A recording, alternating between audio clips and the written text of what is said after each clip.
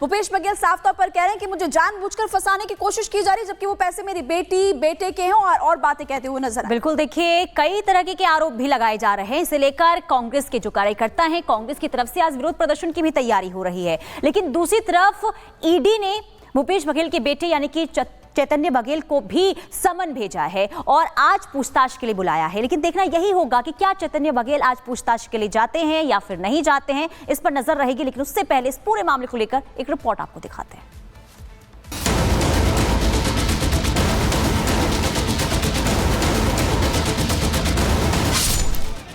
कथित शराब घोटाले की आज अब दिल्ली से छत्तीसगढ़ पहुंच चुकी है। कथित शराब घोटाला मामले में छत्तीसगढ़ के पूर्व मुख्यमंत्री भूपेश बघेल के बेटे चैतन्य बघेल का नाम सामने आया तो ईडी की टीम छत्तीसगढ़ के पूर्व सीएम भूपेश बघेल के घर पर रेड डालने पहुंच गई। ईडी की टीम ने भूपेश बघेल के घर समेत 14 से 15 ठिकानों पर छापा मारा।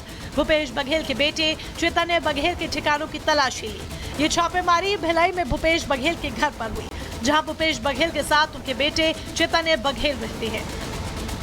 दरअसल कांग्रेस के सीनियर नेता भूपेश बघेल के बेटे चैतन्य बघेल पर शराब घोटाले के आरोप है। ईडी का दावा है कि चैतन्य को शराब घोटाले के पैसे मिले हैं। ये शराब घोटाला करीब 2100 करोड़ रुपए का बताया जा रहा है। आरोप है कि 2019 से लेकर 2022 के बीच ये शराब घोटाला किया गया, जब भूपेश बघेल छत्तीसगढ़ के मुख्यमंत्री थे। इस घोटाले में भूपेश बघेल के करीबी मुकेश चंद्राकर और राजेंद्र साहू का नाम भी सामने आ रहा है। भूपेश बघेल और उनके बेटे चैतन्य बघेल के लिए मुश्किलें बढ़ाने वाली बात यह भी है कि मामले में भूपेश सरकार में मंत्री रहे कवासी लखमा की गिरफ्तारी हो चुकी है। कई अफसर भी अब तक अरेस्ट हो चुके हैं। तो अब चैतन्य बघेल की मुश्किलें बढ़ती नजर आ रही हैं, क्योंकि ईडी ने समन जारी कर चैतन्य बघेल को पूछताछ के लिए बुला लिया है।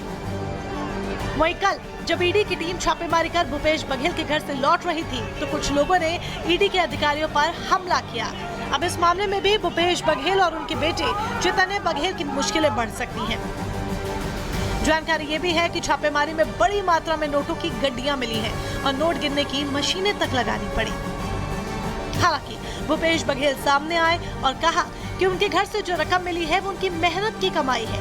नोट गिनने की मशीनें लाकर सिर्फ माहौल बनाया जा रहा है। तो हम लोगों के पास खेती भी है और खेती के अलावा डेयरी भी है। तो हमने कहा इसको लिखित में आपको जवाब दे देंगे। मुश्किल के 30-33 लाख रुपया ही हमारे घर से ले गए थे और बड़ा माहौल बनाया गया था। नोट गिनने की मशीन लाई गई है। भूपेश बघेल भले ही कह रहे हैं कि उनका किसी भी घोटाले में हाथ नहीं, लेकिन छत्तीसगढ़ की बीजेपी सरकार खुलकर कह रही है कि भूपेश बघेल के एक घोटाले का हिसाब करेगी। Bureau report, Republic Bharat. Uttar Pradesh के संभल में बीजेपी नेता गुलफाम यादव की मौत हो गई है। परिवार का यह आरोप है कि कुछ लोग बाइक से आए और जहरीला इंजेक्शन गुलफाम यादव को दिया, जिससे उनकी मौत हो गई है। अब पुलिस पूरे मामले की जांच कर रही है। रिपोर्ट देखिए।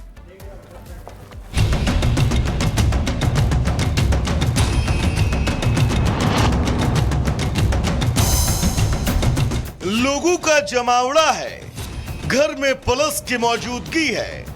इस तस्वीर को देखकर आप भी समझ गए होंगे कि यहाँ कुछ न कुछ तो हुआ है। तभी पुलिस पूरे लाव लश्कर के साथ पहुंची है। दरअसल संभल के गन्नौर में बीजेपी नेता गुलफाम की संदिग्ध परिस्थिति में मौत हो गई, जिससे पूरे इलाके में सनसनी है और परिवार में मातम का माहौल। परिवार का आरोप है कि 65 साल के गुलफाम सिंह अपने घर पर थे। इसी दौरान बाइक सवार 3 युवक पहुंचे और उन्होंने गुलफाम के पेट में जहरीला इंजेक्शन लगा दिया और फिर तीनों मौके से फरार हो गए। हालत बिगड़ने पर परिवार के लोग बीजेपी नेता गुलफाम को अस्पताल लेकर गए, लेकिन अलीगढ़ ले जाते वक्त बीजेपी नेता गुलफाम की मौत हो गई। यहाँ के गांव के प्रधान हैं, उनको किसी ने इंजेक्शन मार दिया है और इंजेक्शन मार के वो लोग भाग गए हैं। पुलिस द्वारा यहाँ पे जो आसपास में जितने भी सीसीटीवी हैं सभी सीसीटीवी को खंगाला जा रहा है और कुछ अच्छे सुराग भी मिले हैं पुलिस को।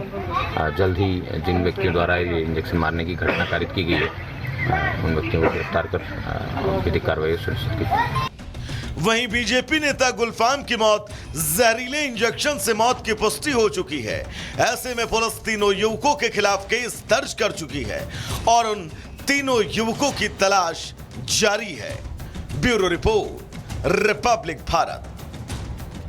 रिपोर्ट के जरिए आपने देखा पुलिस कार्रवाई करी, लेकिन जतिन हमारे साथ जुड़े हुए और ज्यादा जानकारी के लिए। जतिन, परिवार वाले आरोप लगा रहे हैं कि 3 युवक थे जिन्होंने ये सब किया। क्या अभी तक पता चल पाया तीनों कौन थे और कारण क्या रहा?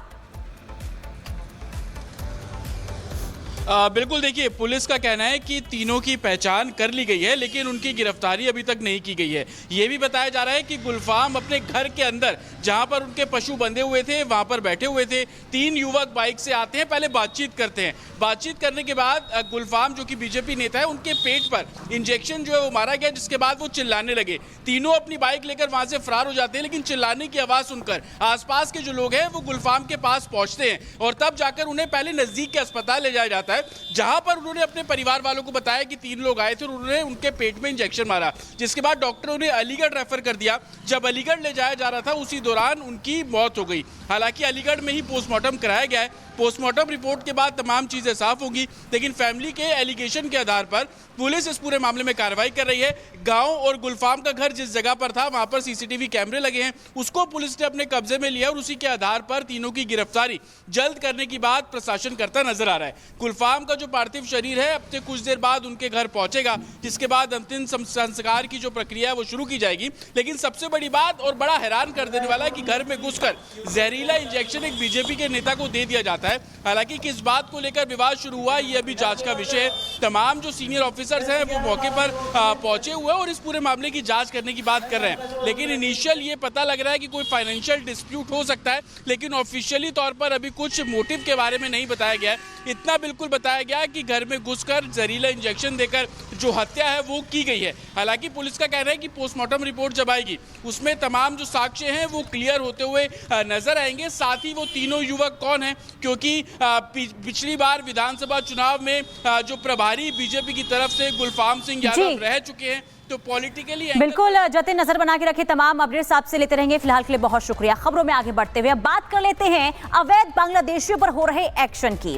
दिल्ली और असम में आज एक्शन देखने को मिला और बड़ी सफलता पुलिस के हाथ लगी है। दिल्ली से 5 अवैध बांग्लादेशियों को गिरफ्तार किया गया, जबकि असम से 4 बांग्लादेशी गिरफ्तार किए गए हैं। तो अलग अलग राज्यों में मुहिम इस वक्त पुलिस की देखने को मिल रही है। और दिल्ली की बात करें तो दिल्ली के अलग अलग इलाकों में बड़े स्तर पर इस वक्त दिल्ली पुलिस की ओर से ड्राइव चल रही है और सफलता भी दिल्ली पुलिस को मिल रही है। दिल्ली से 5 अवैध बांग्लादेशियों को गिरफ्तार किया गया है, जिसमें से 2 सदर बाजार से इनकी गिरफ्तारी हुई है, जो अवैध तरीके से फर्जी दस्तावेज लेकर दिल्ली में रह रहे थे, और बाकी अलग जिले से 3 अवैध बांग्लादेशियों की गिरफ्तारी हुई है। इसके अलावा असम में भी 4 बांग्लादेशियों को पकड़ा गया है।